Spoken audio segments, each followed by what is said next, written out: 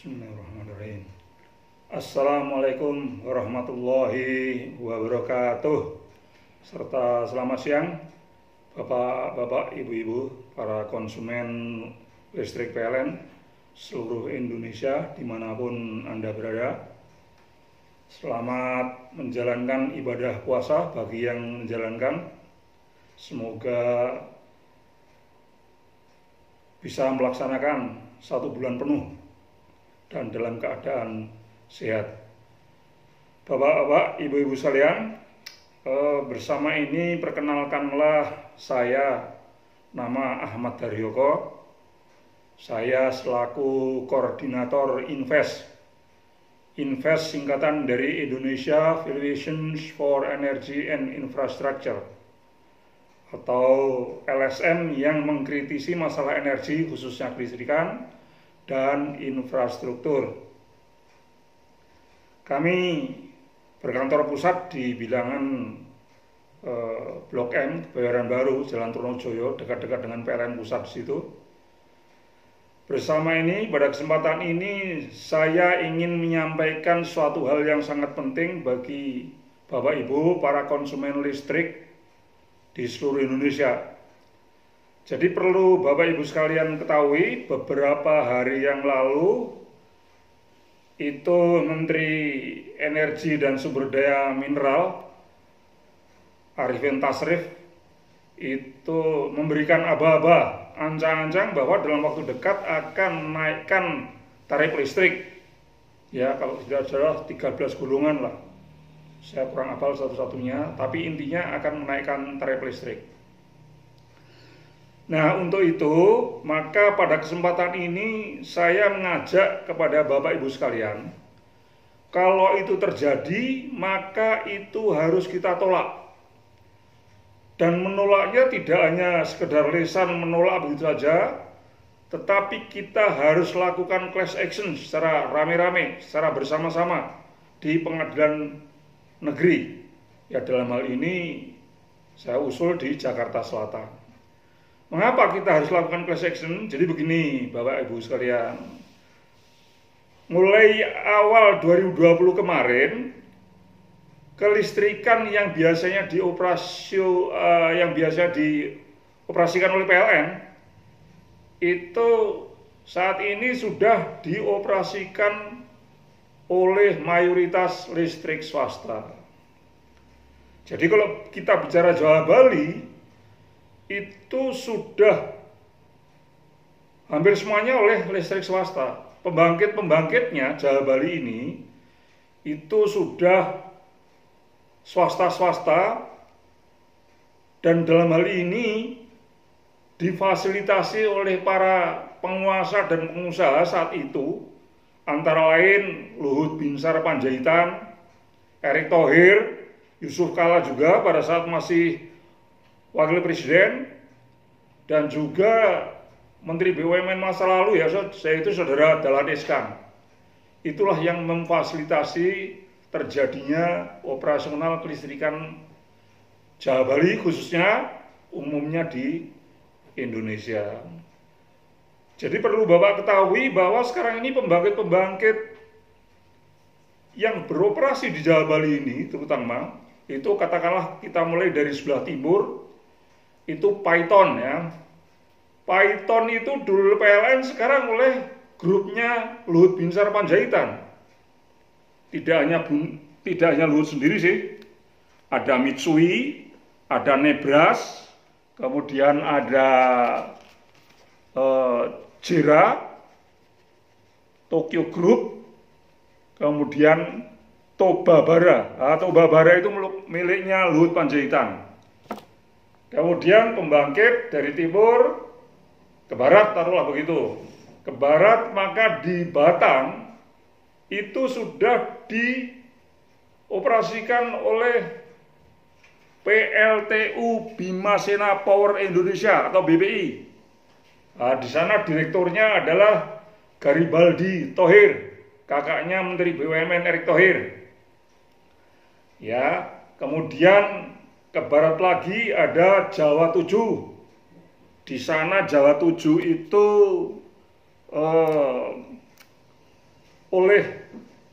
Shenhua, oleh Shenhua, Cina Shenhua.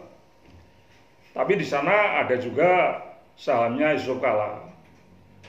Jadi pembangkit-pembangkit ini taruhlah dari timur sana ke barat itu sudah ya mayoritas mereka. Memang ada pembangkit-pembangkit PLN seperti PLT Amrica misalnya, PLT Asaguling, Cirata itu memang dipakai, tetapi hanya fungsional, terpaksa dipakai untuk kebutuhan piklut atau beban puncak. Beban puncak itu terjadi sekitar jam 5 sampai jam 10 malam.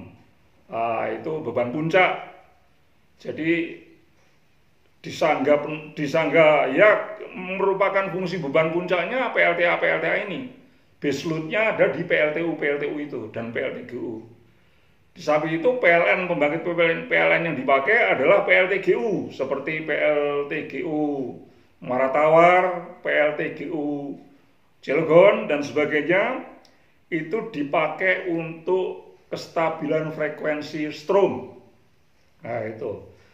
Yang PLN itu tidak lebih dari 3000 megawatt.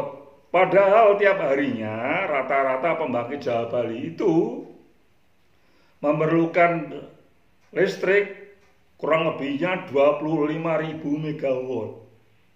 Yang dari PLN kurang dari 3.000 megawatt, artinya kurang dari 10%. Itu yang terjadi, Bapak Ibu sekalian. Jadi kelistrikan itu kalau dulu filosofinya para pendiri bangsa ini mendirikan PLN itu dari nasionalisasi OGM, ANIM, GBO, NIGM, Ebalon dan sebagainya dari perusahaan Belanda dijadikan jawatan gas dan listrik negara yang akhirnya menjadi PLN. Itu gunanya untuk menunjang kesejahteraan rakyat. Jadi fungsinya adalah fungsi benefit untuk mewujudkan kesejahteraan rakyat. Tetapi di kesininya kemudian berubah menjadi ladang bisnis. Ladang bisnisnya para pejabat yang seperti saya sebutkan tadi. Begitu loh, ya. Kemudian pembangkit-pembangkitnya tadi sudah saya sampaikan ya, beliau-beliau itu siapa saja. Kemudian sekarang ini PLN hanya memegang transmisi dan distribusi atau kawat-kawatnya saja. Transmisi dan distribusi. Pembangkit sudah asing, dan para peng-peng tadi taruhlah begitu, pengusaha dan penguasa dan pengusaha. Kemudian retail, jadi kalau dari timur itu dari Paiton, kemudian Batang, lewat transmisi, kemudian ke Jakarta, masuk ke Cawang, taruhlah, Cawang masuk distribusi Jakarta, maka distribusi itu kemudian masuk retail kemudian masuk ke konsumen. Lah konsumen retail sebelum masuk konsumen ini sudah dikuasai oleh Dahlan Iskan dan Tommy Winata dan ya beliau-beliau itu dari Taipan 9 Naga. Ya Taipan 9 Naga tidak salah karena ini kan memang bisnis. Tapi penguasa kita lah, ya penguasa yang mestinya menjadikan listrik ini sebagai infrastruktur penyangga kesejahteraan rakyat, kemudian dirubah menjadi komoditas komersial.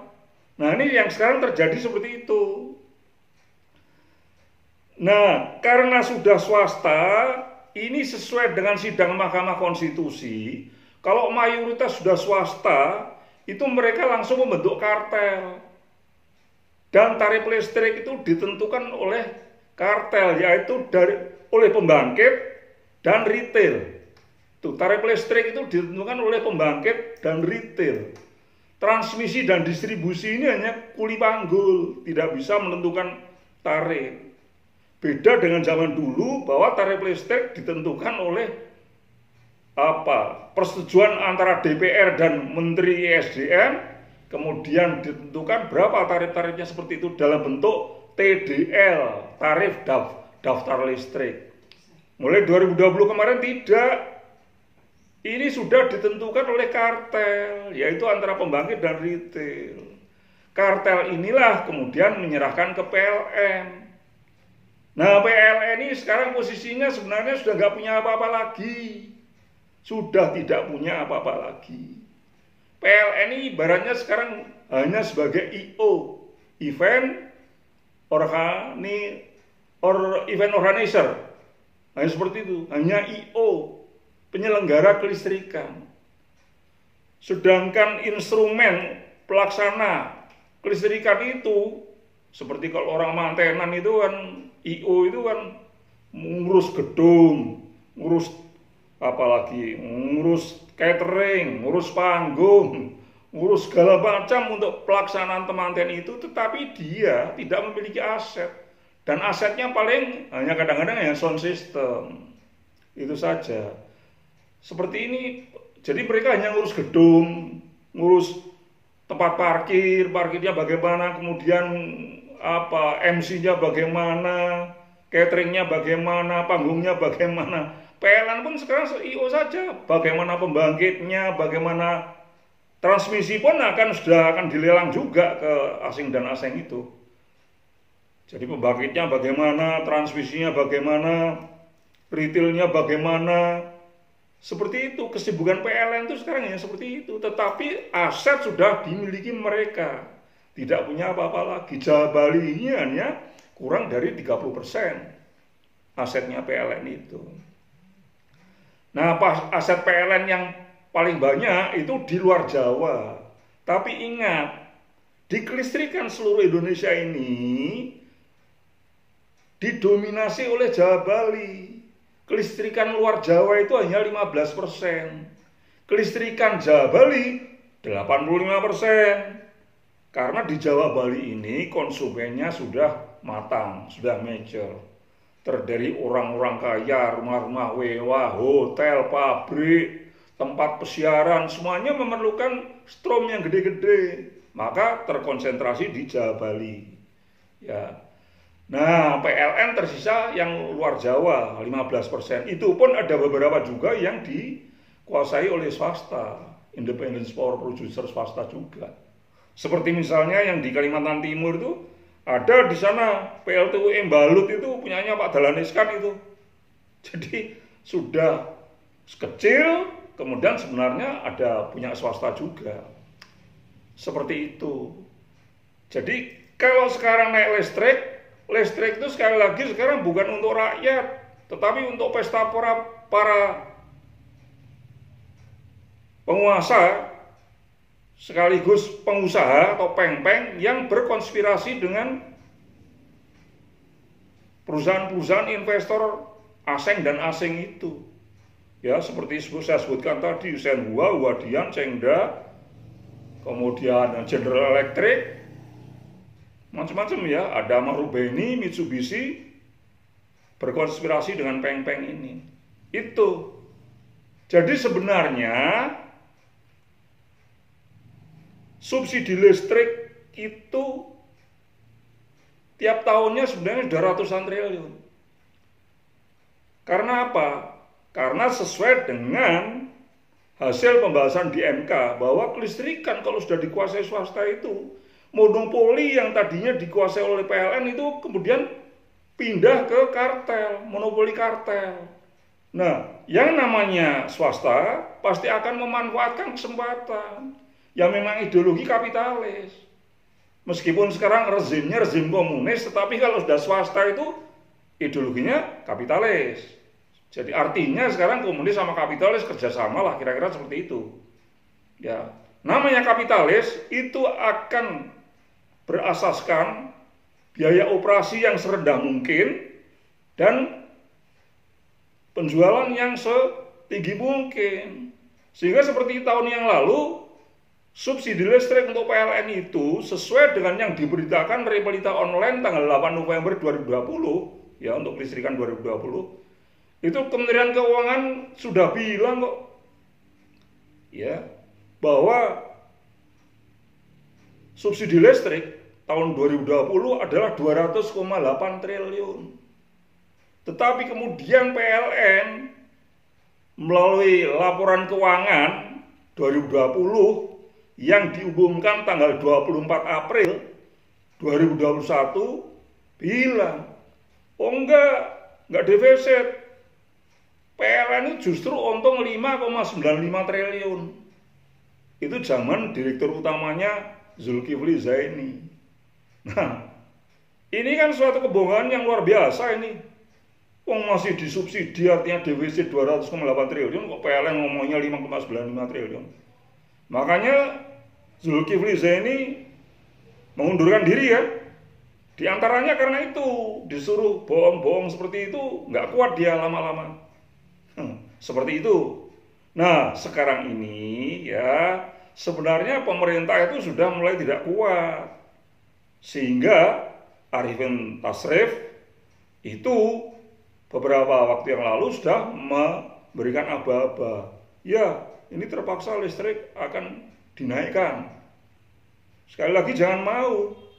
Karena apa? Karena dengan adanya operasional oleh swasta-swasta tadi dan peng-peng tadi, itu sebenarnya kelistrikan yang biasanya dioperasikan oleh BUMN yang namanya PLN secara vertically integrated system, ya, atau PLN semula itu mengoperasikan dari pembangkit, transmisi, distribusi sampai retail, ini vertically integrated system, ya.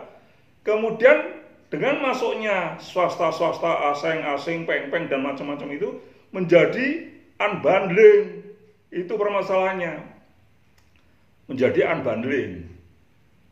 Jadi karena sudah unbundling, ini melanggar putusan Mahkamah Konstitusi. Yaitu putusan Mahkamah Konstitusi nomor, sebentar saya bacakan ini, nomor 001/021/PUU/1/2003 tanggal 15 Desember 2004. Kemudian putusan Mahkamah satunya lagi yang dilanggar adalah putusan Mahkamah Konstitusi nomor 111/PUU/13 Romawi /2015 tanggal 14 Desember 2016. Artinya pemerintah sekarang ini melaksanakan operasional kelistrikan itu dengan melanggar dua konstitusi tadi. Itu. Nah, sekarang mosok operasional kelistrikan melanggar konstitusi dengan seenaknya kemudian mau menaikkan tarif listrik. Ya tarif listrik itu hanya untuk apa? Pesta pora mereka-mereka itu, asing-asing dan para peng-peng itu tadi. Sementara rakyat disuruh dibebani biayanya. Tidak mau.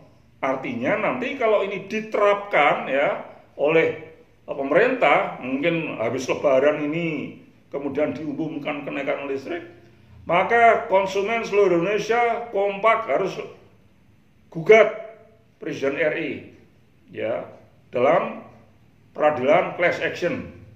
Saya usulkan ke Pengadilan Negeri Jakarta Selatan. Karena apa? Ya mohon maaf, Pak Jokowi ini melakukan pembiaran terhadap stafnya, terhadap Pak JK waktu itu ya, itu kan ada proyek 35.000 mega dan sebagainya, diantaranya milik dia. Kemudian Pak Luhut, ya tadi saya sebutkan Python, Erick Thohir saya sebutkan tadi di Batang, kemudian Dahlan Iskan, ini memang bukan dia, tapi kan dia termasuk dalam rombongan penguasa saat itu bikin PLTU Embalut, kemudian bersama Tommy Winata itu mengelola blok SCBD itu. Kemudian Meikarta dengan James Riyadi, kemudian Central Park dengan yang blok-blok besar itu dengan Taipan Sembilan Naga. Jadi sudah mereka semua, ini harus kita class action karena pelanggaran putusan MK. Nah kalau seorang kepala negara itu melanggar putusan MK, artinya melanggar konstitusi, berarti pelanggaran konstitusi ini bisa di class action. Ya mohon maaf, ujung-ujungnya bisa impeachment sesuai pasal 7A dan 7B Undang-Undang Dasar 1945. Jadi itu, mohon maaf, jadi terpaksa kita harus keras, kita jangan mau kemudian dibebani tarif listrik seperti terjadi di mana-mana di luar negeri yang menerapkan sistem unbundling ini, privatisasi. Ya, seperti itu kira-kira. Terima kasih Bapak Ibu sekalian, mohon maaf apabila ada kurangan. Billahi taufiq wal hidayah. Wassalamualaikum warahmatullahi wabarakatuh.